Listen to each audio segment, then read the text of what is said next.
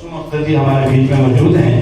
ये ज़ेवरात के बारे में और लिबास के बारे में मुख्तसर जानकारी देंगी, क्योंकि ज़ेवरात हमारी गुजरानियों की एक खास निशानी होती है, पहचान होती है, और उसी से उसका जो शख्सियत है वो निकलती है। और दुल्हन को जो जब वो ज़ेवरात पहनाए जाते हैं, वो लिबास पहनाया जाता है, तो वो दुल्हन बाकी वालों से बिल्कुल अलग थलग लगती है। कुलसुम अख्तर जी को मैं गुजारिश करूंगा कि वो इन चीजों को हमारे सामने रखें। जम्मू और कश्मीर मुख्तलिफ ज़बानों, मुख्तलिफ तमद्दन और अदब का एक गुलदस्ता है। यहाँ की बसने वाली गुजर कौम जम्मू और कश्मीर का एक अहम हिस्सा मानी जाती है। तारीख गवाह है कि गुजर कौम का तमद्दन और अदब अपनी नौइयत में मखसूस मकाम रखता है। जम्मू और कश्मीर में गोजरी बोलने समझने वालों की तादाद कमोबेश 50 लाख के इर्द गिर्द है। जहाँ गोजरी बोलने और समझने वालों की बात की जाए, वहीं गुजरों के रस्म और रिवाज जो कि बाकी कौमों और ज़बानों की तरह धीरे धीरे खत्म होते चले आ रहे हैं। यूं महसूस होता है कि यही हाल गोजरी रस्म और रिवाज का भी है। जम्मू कश्मीर में गुजर कौम मुख्तलिफ इलाकों में मुकीम है, जिसकी वजह से इलाकाई ज़बानों, इलाकाई रस्म और रिवाज, इलाकाई तमद्दन का असर नजर आता है। गोजरी ज़बान, अखान, बजारत, लोक विरासत, रस्म और रिवाज, गोजरी पहनावा से लेकर गोजरी लोक वार्ता बेबहा खजाना मौजूद है। लेकिन वक्त की कमी की वजह से मैं इस मौका पर गुजरों के रवायती ज़ेवरात पे ही रोशनी डालने की कोशिश करूंगी। बदलते दौर के साथ साथ ज़ेवरात में भी बहुत सारी तब्दीलियां रूनुमा हुई हैं। ज़ेवर, जिसे हम गोजरी में गहना या टोन कहते हैं, इनमें से हम लौंग की अगर बात करें, जिसे औरतें नाक में डालती हैं, ये लौंग काफी बड़ा होता है।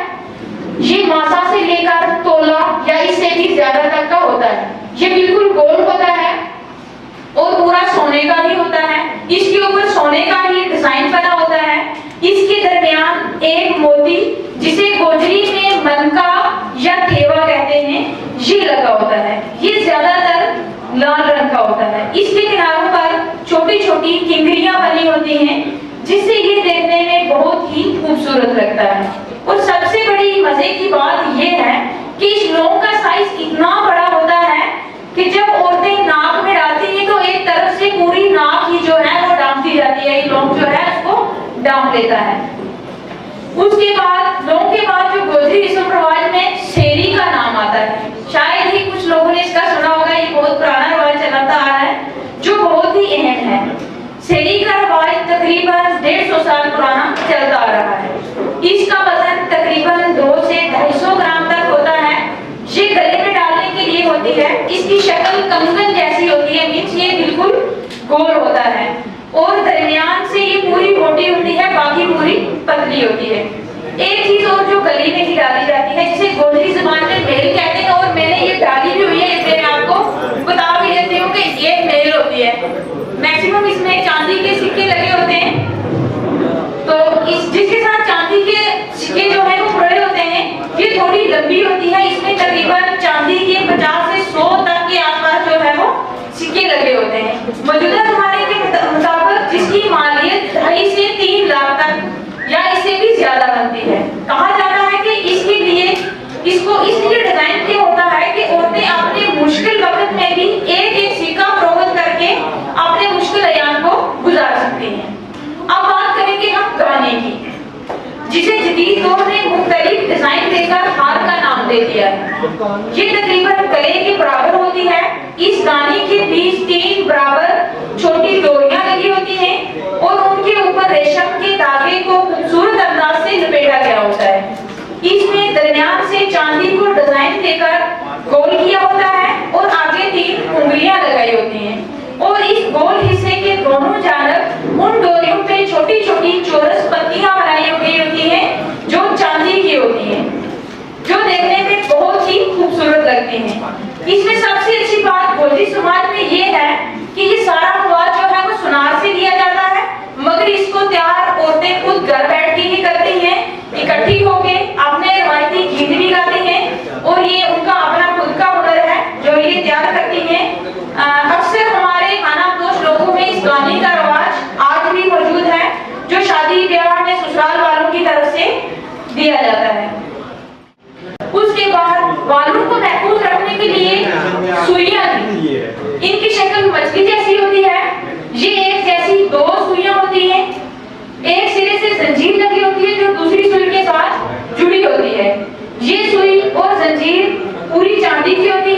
जंजीर की सबसे खास बात यह है कि अगर एक सुई बालों से निकल भी जाए मगर दूसरी सुई उसे गिरने से महफूज रखती है, मतलब एक बेजान चीज हमें एक वफादारी का सबूत देती है कि एक जब गिरेगी तो दूसरी उसको गिरने से बचा सकती है।